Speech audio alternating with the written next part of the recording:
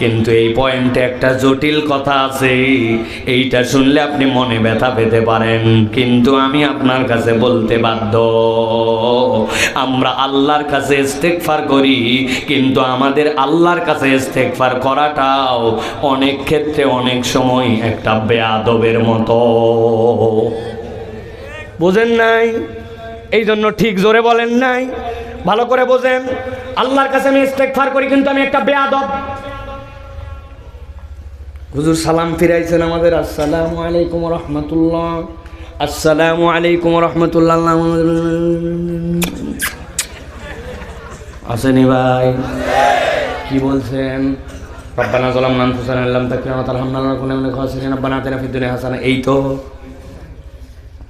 হুজুরেরটা তাও বাদ দিলাম, ব্যক্তিগতটা আরো খারাপ।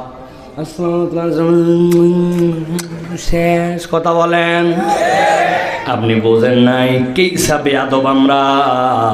আল্লাহর কাছে আমি বলতেছি রব্বানা যালামনা আনফুসানা ওয়া লাম তাগফির লানা ওয়া তারহামনা লানাকুনান্না মিনাল খাসিরিন। আমি বলতেছি রব্বানা আতিনা ফিদ দুনিয়া হাসানাহ ওয়া ফিল আখিরাতি হাসানাহ। এই কথাটাই এমন ভাবে বলতেছি, সালাম ফিরানোর দোয়া, হাত তুলতে দেরি, মুখ মুছতে দেরি নাই। কথা বলেন। আপনাকে কেন বললাম এটার জন্য বেয়াদব?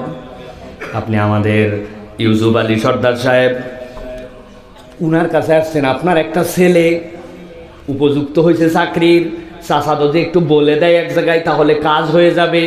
আপনি আপনার ছেলেটাকে নিয়ে এসে চাচাকে বলছেন, ইউসুফ সাহেব আমার ছেলে কিন্তু অনার্স পাস করছে, আগামীকালকের থেকে একটা চাকরি তার দরকার, আপনি মেহরবানি করে আগামী 2 দিনের মধ্যে চাকরি একটা ব্যবস্থা করতে। গেলাম, আসসালামু আলাইকুম। চাচা বলবে বেয়াদবটা কোত্থেকে আইছে রে, এটা কোন গ্রামের? কথা বলেন। ইউসুফ চাচার কথা বাদ দিলাম, ভদ্র মানুষ, হয়তো কিছু বলে নাই। আপনি মুরব্বী হয়ে গেছেন, আপনার এখন একটা বয়স্ক ভাতার সার্টিফিকেট দরকার। ইউনিয়ন পরিষদের চেয়ারম্যান সাহেবের কাছে গেছেন, যাওয়ার পরে চেয়ারম্যানকে বলছে, মানুষ চেয়ারম্যান তোমার কাছে আসছে, আমার বয়স কিন্তু 70 হয়ে গেছে, এখন কাজ করতে পারে না, আগের মতো আমার একটা বয়স্ক সার্টিফিকেট দরকার, তুমি মেহরবানি করে আগামীকালকের মধ্যে আমাকে ম্যানেজ করে দেবে। গেলাম, আসসালামু আলাইকুম। চেয়ারম্যান বলছে ধর ধর ধর ধর। কথা বলেন। আর এইটা যদি আপনি কোনো এমপির কাছে যায় বলেন, এমপি সাহেব সুযোগ পাইলে পাছা লাল করে আপনার লাঠি দিয়া লাল করে দিবে।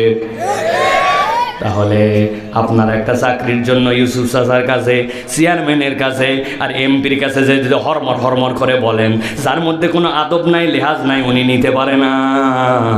আর আপনার আমার সারা জীবনের গুনাহ খাতায় ভরপুর। আল্লাহ বলছেন তুমি আমার কাছে ইস্তেগফার করো, আর আপনি আল্লাহর কাছে এমন বেয়াদবের মতো বলতেছেন যার সাথে কোনো আদবের সম্পর্ক নাই। আল্লাহ যে থাপড়ায় নাই এখনো, তাই তো বেশি, ঠিক কিনা? এই জন্য প্রিয় ভাইরা আমার, আল্লাহ বলতেছেন ওয়ামান ইয়ামাল সুআন আও ইয়াজলিম নাফসাহু, তুমি যদি ভুল করে থাকো অথবা অন্তরের প্রতি জুলুম করো, সুম্মা ইস্তাগফিরিল্লাহ, আল্লাহর কাছে আপনাকে একটু চাওয়ার মতো চাওয়া লাগবে। হুজুরের সাথে দেখা হয়েছে, হুজুর আমার বাচ্চার জন্য দোয়া করবেন, নাতির জন্য দোয়া করবেন, বউয়ের জন্য দোয়া করবেন, চাকরির জন্য দোয়া করবেন। হুজুর কন্ট্রাক্টর, হুজুর দোয়া করলে করতেও পারে, নাও পারে, কিন্তু আপনি আপনার আল্লাহর কাছে আমার বাচ্চাটা যেন মানুষের মতো মানুষ হয়, আমার নাতিটা যেন দেশবরেণ্য ব্যক্তি হয়, আমার সন্তানটা যেন সফল হয়। আধা ঘন্টা ধরে আল্লাহর কাছে হাত তুলে দোয়া করছে, আল্লাহ কাঁদতে কাঁদতে চোখ ভাসায় ফেলছে, শেষ রাতে উঠে সিজদায় গেছে, সিজদার থেকে মাথা উঠাই না উঠাই না উঠাই না।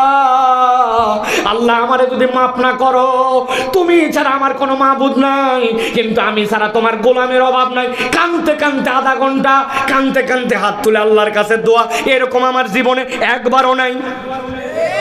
কথা বললেন না? একটু নিজের দিকে তাকাই ভাই, ওয়াজটা একটু বাড়িতে নিয়ে যাওয়ার চেষ্টা করেন।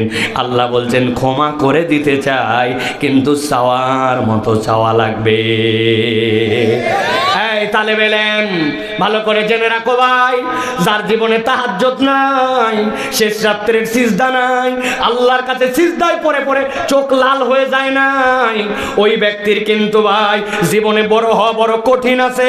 হয় আপনার বাপের দোয়া, মায়ের দোয়া, দাদার দোয়া, নাতির দোয়া, কোনো না কোনো একটা তাহাজ্জুদের দোয়া লাগবে ভাই। এই জন্য আমি বলবো আল্লাহর কাছে ক্ষমা চাওয়ার মতো চাওয়া লাগবে, বেয়াদব হওয়া যাবে না, ঠিক না?